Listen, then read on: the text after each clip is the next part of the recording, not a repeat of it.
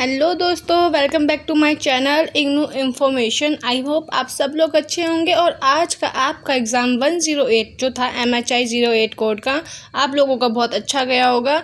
आई hope आप लोग मुझे कमेंट करके ज़रूर बताएं कि आप लोगों का एग्ज़ाम कैसा गया। ओके, सो आज जो है मैं आप लोगों के लिए लेके आई हूँ MHI 09 या फिर आप उसको 09 की जगह 109 भी कह सकते हैं। ये भी उसका ही कोड है। इंडियन नेशनल मूवमेंट के इम्पॉर्टेंट क्वेश्चंस लेकर आई हूँ। ओके, जो कि मोस्ट इम्पॉर्टेंट क्वेश्चंस है। सिर्फ क्वेश्चंस नहीं, आंसर्स भी लेके आई हूँ इन बायलिंगुअल लैंग्वेजेस में, मतलब बायलिंगुअल लैंग्वेज में है क्वेश्चंस एंड आंसर। और जो भी क्वेश्चंस मैं लेके आई हूँ वो जो क्वेश्चंस है वो प्रीवियस ईयर क्वेश्चन के ऊपर बेस्ड है। और ऐसे ही न्यू वीडियोस के लिए जो कि आपसे exam oriented and important question oriented या फिर प्रीवियस ईयर क्वेश्चन पेपर या फिर सिलेबस ओरिएंटेड वीडियोस के लिए आप मेरे चैनल को सब्सक्राइब जरूर कर लेना। और इसकी फ्री पीडीएफ जो है आप लोगों को मेरे चैनल पर मिल जाएगा, जो कि है इग्नू इन्फो के नाम से। ओके, जो मैंने व्हाट्सअप चैनल बनाया था ना वो वर्क नहीं कर रहा। आई डोंट थिंक सो उसमें क्या प्रॉब्लम आ गया है। तो ना मैंने इग्नू इन्फो नाम से एक चैनल बनाया हुआ है व्हाट्सएप पे। मैं उसका लिंक जो है ग्रुप में शेयर कर दूंगी, आप उसे ज्वाइन कर लेना। इसकी फ्री पीडीएफ आप लोगों को वहाँ पे मिल जाएगी। ओके, और ये जो क्वेश्चन है ना, देखो क्वेश्चन के आगे मैंने ब्रैकेट में मेंशन कर रखा है कि जो भी क्वेश्चंस हैं वो किस ईयर में रिपीट हुए हैं। ये एक नहीं, सारे क्वेश्चंस के आगे मैंने ऐसे मेंशन कर दिए है। टोटल जो है मैं आप लोगों को 14 क्वेश्चन दूंगी जो कि मोस्ट इंपॉर्टेंट क्वेश्चन है। एंड इसके आंसर्स भी आपको बहुत अच्छे दूंगी, एकदम मास्टर लेवल के स्टूडेंट, ताकि आप ऐसा आंसर प्रेजेंट करो कि एग्जामिनर आपको देखते ही मार्क्स दे दे बिना रीड करे, क्योंकि वैसे भी एग्जामिनर के पास आंसर रीड करने का टाइम नहीं होता।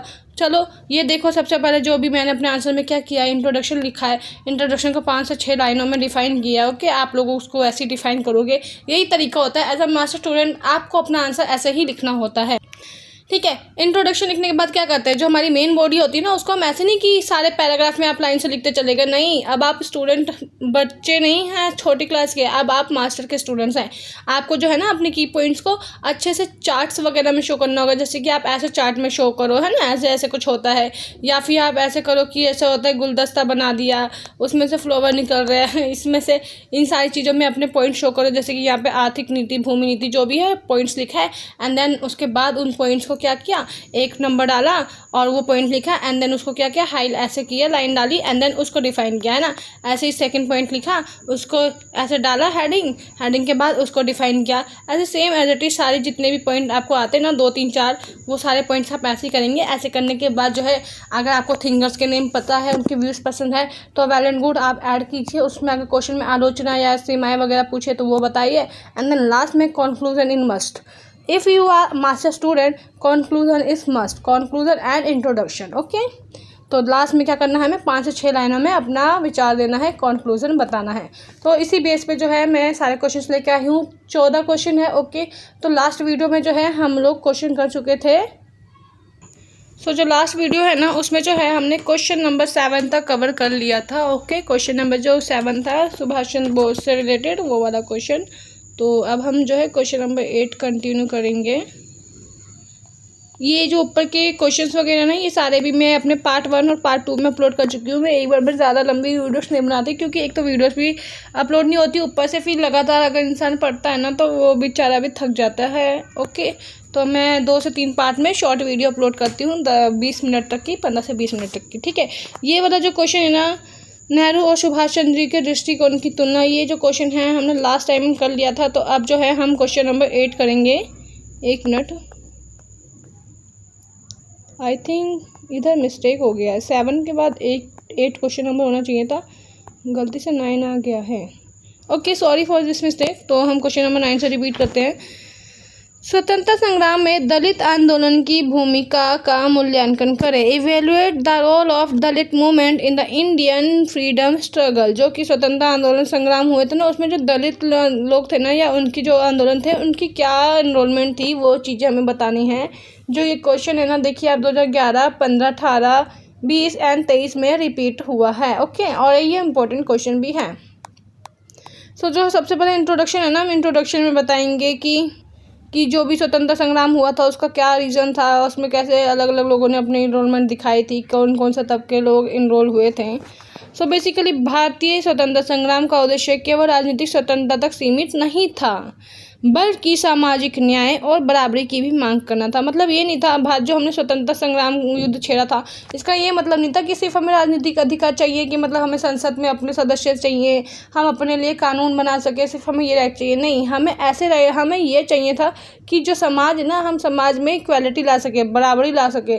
सारे समाज, जितने भी समाज में जो भी वर्ग है, चाहे वो हिंदू हो, मुस्लिम हो, सिख हो, ईसाई हो, और जो भी धर्मों के अंदर भी जो अलग अलग शिया सुन्नी हिंदू धर्म होता है, ब्राह्मण क्षत्रिय कुल वैश्य कुम्हार, जितने भी जाति वगैरह ना, इन सब लोगों के बीच में क्या होना चाहिए, सामाजिक न्याय होना चाहिए, इक्वलिटी होनी चाहिए, छुआछूत नहीं होना चाहिए, सबको बराबर मांग होनी चाहिए, सबकी डिमांड पूरी होनी चाहिए। मतलब ऐसा नहीं, मतलब सबकी डिमांड्स को मद्देनजर रखते हुए कोई भी फैसला लेना चाहिए। और इसी क्रम में क्या हुआ कि जो दलित आंदोलन थे ना, उन्होंने भी स्वतंत्रता संघर्ष में अपना इन्वॉल्वमेंट दिखाया और स्वतंत्रता संघर्ष को एक नई दिशा दी। India's freedom struggle was not limited to political liberation. मतलब जो इंडिया का स्ट्रगल था फ्रीडम का, वो सिर्फ पॉलिटिकल लिबरेशन तक नहीं था, but extend to demands to social equality, बल्कि वो सोशल इक्वलिटी एंड जस्टिस की डिमांड करते थे। Within this concept the Dalit movement brought a parallel and critical dimension to the nationalist movement. मतलब जो ये नेशनलिस्ट मूवमेंट चल रहा था, इसमें दलित मूवमेंट ने अपनी एक क्रिटिकल मूवमेंट डायमेंशंस मतलब भूमिका निभाई। कैसे, चलो बताते हैं हम। जब स्वतंत्रता संग्राम चल रहा था ना, उस वक्त जो है दलित चेतना का उदय हुआ, राइज ऑफ दलित कॉन्स्टिट्यूशनिस्ट। मतलब जो दलित लोग थे, उन लोगों ने कैसे अपने अधिकारों के प्रति मतलब डिमांड करना चालू की, कैसे वो जागरूक हुए, ये सारी चीज़ें मैं बतानी है। कैसे उन लोगों का उदय हुआ, राइज ऑफ दलित कॉन्शियसनेस। 20वीं सदी की शुरुआत में दलितों के भीतर शिक्षा, आत्मसम्मान और संगठित होने की प्रवृत्ति बढ़ी। मतलब जो 20वीं सेंचुरी थी ना, उसमें क्या हुआ, जो दलित लोग थे समाज के, उन लोगों में क्या हुआ, सेल्फ रिस्पेक्ट, एजुकेशन और ड्राइंग इंस्पिरेशन की डिमांड्स बढ़ने लगी। उन लोगों की क्या था कि हमें भी ये सारी चीज़ें चाहिए, क्या, इक्वल एजुकेशन होना चाहिए, सेल्फ रिस्पेक्ट मिलनी चाहिए, और हमें भी संगठन बनाने की आज़ादी चाहिए। समाज सुधारकों ने जैसे ये गलत हो गया है, ठीक है, यहाँ पे ज्योतिराव फुले आना था।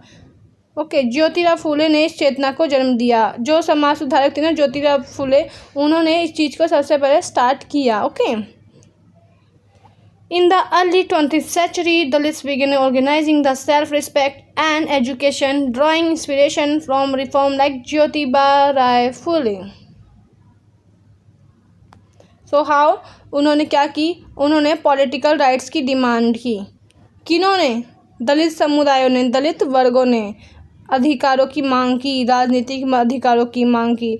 दलित लोगों ने क्या किया, उन्होंने, दलित नेताओं ने पृथक निर्वाचिका की मांग की। पृथक निर्वाचिका मतलब कि जैसे होता है ना कि हर ऐसा होता है कि कुछ एरिया ना फिक्स होता है कि इस एरिया में ना ज़्यादातर मुस्लिम्स रहते हैं, या इस एरिया में ना ज़्यादातर हिंदू जनसंख्या रहती है, तो उन्होंने पृथक निर्वाचिका की डिमांड की। पृथक निर्वाचिका मतलब ये होता है कि अगर मुस्लिम का वो है ना, क्या कहते हैं, एरिया ज़्यादा वहाँ पे मुस्लिम समुदाय रहते हैं ना, तो वहाँ का जो नेता खड़ा होगा ना संसद के लिए या जो भी पार्षद के लिए, तो वो भी नेता मुस्लिम ही खड़ा होगा।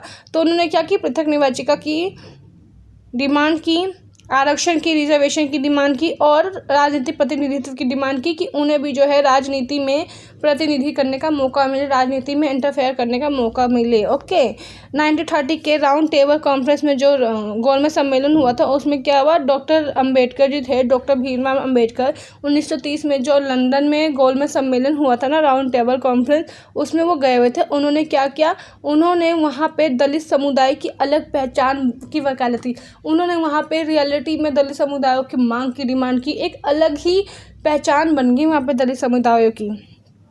दलित leaders specially Ambedkar ji demanded separate electorate and safeguards in the round table conference. Okay, अब क्या हुआ, जब उन्होंने पहला जो गोलमेज सम्मेलन हुआ था ना लंदन में, तो उसमें अम्बेडकर जी तो गए थे, लेकिन महात्मा गांधी जी नहीं गए थे। और जब महात्मा गांधी जी ने क्या किया, वहाँ पर देखा कि अम्बेडकर जी कैसे डिमांड्स कर रहे हैं, तो वैसे तो उन्हें कोई प्रॉब्लम नहीं थी, क्योंकि गांधी जी भी थे ना, वो भी समाज, जो भी दबके थे, जो दबे कुचले या हाशिए पर थे, उनका उत्थान ही चाहते थे। लेकिन जो महात्मा गांधी जी थे ना, वो दलितों को क्या कहते थे, हरिजन। हरिजन मतलब हरि का प्रिय, मतलब विष्णु जी के विष्णु जी का दास कह सकते हैं एक तरीके से, हरिजन, है ना। और वो कहा किनको, दलितों को। और उन्होंने उसके सामाजिक उत्थान पर जोर दिया, कैसे, सामाजिक रूप से। लेकिन जो अंबेडकर जी थे उन्होंने कहा कि जब तक हम लोगों को पॉलिटिकल राइट नहीं मिलेगा तब तक हमें सामाजिक न्याय मिलेगा ही नहीं, हमें समाज में सेम राइट्स, अधिकार सेम नज़रिए से लोग देखेंगे ही नहीं, है ना।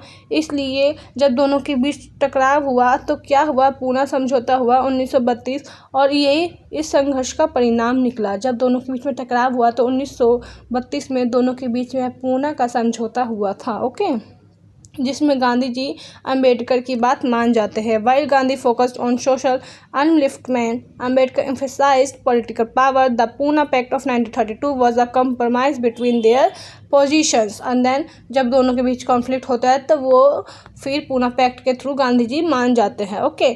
फिर क्या होता है, जब वो मान जाते हैं तो क्या होता है, दलित समुदायों की स्थापना होती है, formation of Dalit organisation, okay.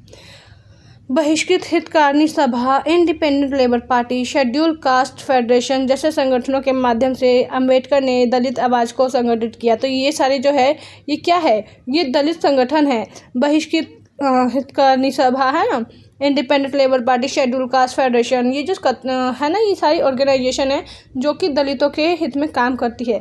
तो इन लोगों ने क्या, इनके माध्यम से क्या हुआ, अंबेडकर जी ने दलित लोगों की आवाज़ को संगठित किया, आपस में रिफॉर्म किया। अंबेडकर जी ने क्या किया, उनकी आवाज़ को उठाया, ठीक है। उसके बाद क्या हुआ, इन चीज़ों के थ्रू से अंबेडकर जी ने उन लोगों को एक तरीके से ऑर्गेनाइज किया। फिर क्या हुआ, दलित आंदोलन का स्वतंत्र रुख हुआ, independent stand for Dalit politics. मतलब कुछ मौके पर जो है दलित आंदोलन हुए जिसमें कांग्रेस और मुख्य राष्ट्रवादी अलग अलग खड़े होने लगे, और जो उनका मोटिव था वो यही था कि स्वतंत्र भारत में समान नागरिकता और गरिमा होना चाहिए, हर व्यक्ति को सेम राइट और इक्वालिटी मिलनी चाहिए, नागरिकता मिलनी चाहिए। At time the Dalit movement stood apart from Congress, seeking a more inclusive egalitarian India, okay. And the next part जो था कि स्वतंत्रता के बाद जो है पोस्ट इंडिपेंडेंस उनका क्या रोल रहा अंबेडकर जी का, वो बताएंगे हम। कि अंबेडकर जी ने जो है भारतीय संविधान में अनुसूचित जाति, अनुसूचित जनजातियों के लिए आरक्षण की डिमांड की, एंड आरक्षण हुआ। उन्होंने समानता और असामाजिक न्याय सुनिश्चित किया। उन्होंने ये सुनिश्चित किया कि जो भी दलित समुदाय है उन लोगों को भी आरक्षण मिले और वे लोग भी सामाजिक न्याय सुनिश्चित कर पाए। इसलिए जो है आरक्षण की नीति बनाकर ही रही। Ambedkar institutionalised Dalit right in the constitution through provides for reservation and equality. अब कंक्लूजन बताएंगे हम कि जो स्वतंत्रता संग्राम था उसमें दलित आंदोलन ने क्या क्या, सामाजिक न्याय की भावना को मजबूत किया और संघर्ष को केवल राजनीतिक मुक्ति से आगे ले जाकर सामाजिक समानता की स्थापना की। मतलब ये जो आंदोलन हुआ दलित समुदाय ने इसमें अपना मेन रोल निभाया, और इससे क्या हुआ, उन लोगों को संघर्ष को एक अच्छा सफलता मिली और राजनीतिक मुक्ति मिली और समानता की और वो लोग आगे बढ़े। The Dalit movement enriched the freedom struggle by bringing in the dimension of social justice, transforming it from a political to a holistic liberation movement.